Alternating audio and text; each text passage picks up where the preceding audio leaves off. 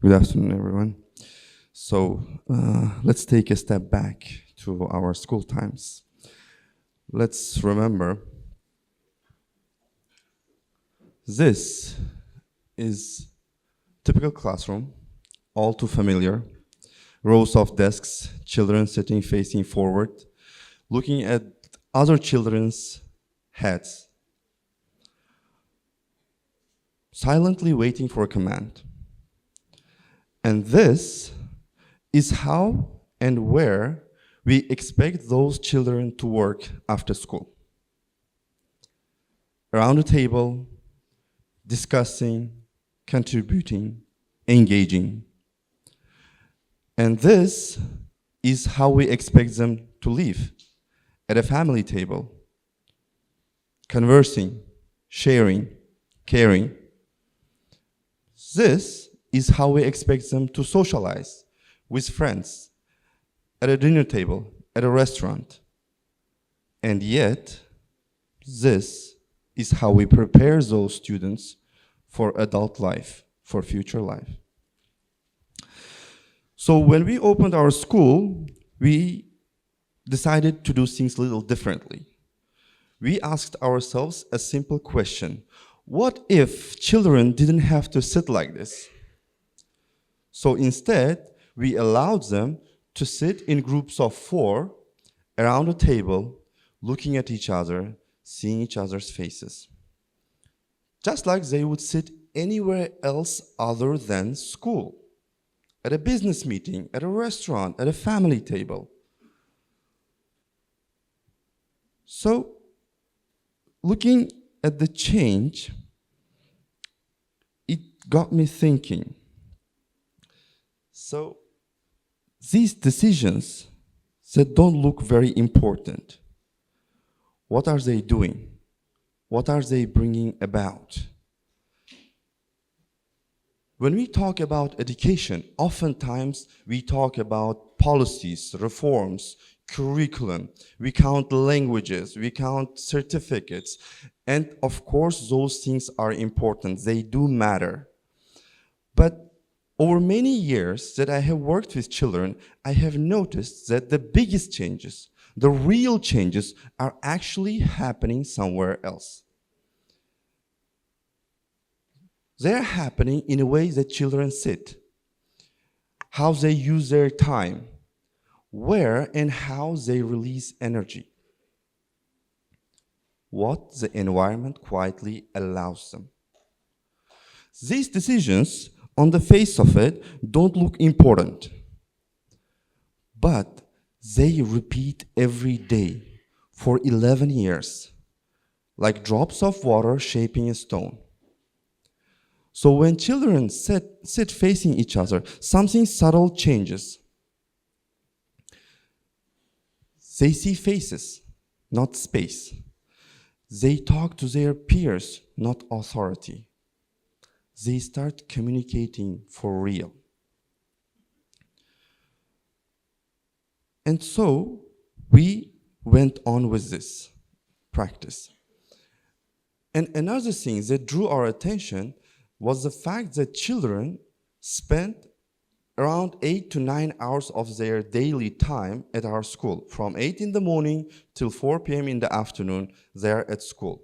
So we asked another question: what if we give part of this time to the children? What if actually part of their time belonged to them? So what if 90 to 120 minutes was decided how it's spent by the children? And we did this. We gave this time to children, not as a reward, not as a break, but as practice. Practice in choosing, practice in managing time, practice in taking responsibility. After all, if you want responsible adults, give children responsibility and 10 years to practice. And the result? Children decided to study more. They want to learn more. They want to engage with each other more. And most interesting part, they asked even more of their time to belong to them so they could use it in things they needed most for this time. When I bragged about this, my colleague from Montessori kindergarten said that at the kindergarten, 100% of the time belongs to the children. They can do what they like with it, and they make excellent decisions. Just go and watch them. And these decisions were mostly intentional, and they worked out pretty well. But not whole experience was smooth sailing. We got some things wrong. For example, when we opened our school the first time, the building didn't have indoor gym or outdoor sporting area. Well, it had a nice garden, area to walk, trees, greenery, and most importantly, from our point of view, our school had some of the best equipped classrooms. And we made an assumption. We assumed that if the children were intellectually engaged, the physical space didn't matter as much, was not so important. And in the beginning, for a while, it worked. The classes went on, children continued learning, but as the time passed, the novelty of equipped classrooms waned. But the energy of the children didn't go anywhere. So we start seeing some tension in the classrooms, clashes between classmates, restlessness. Nothing dramatic, but enough to make us uncomfortable. So we start looking at our options. Our first instinct was to make stricter rules for children. Blame the children. Very easy, isn't it? Or we could ask the teachers to try harder, apply themselves. Well, it was very appealing. But we asked ourselves, what if the problem wasn't children or wasn't teachers? What if the problem was the environment? So the same academic year, we moved to a different building and we decided to invest in indoor gym and outdoor team sports arena. And we watched. As the time passed, something changed. Classes became calmer. Children started organizing into teams, organizing events. The restlessness disappeared. Teachers could focus on their teaching more rather than behavior management. And there we understood that sports aren't just a way of releasing energy.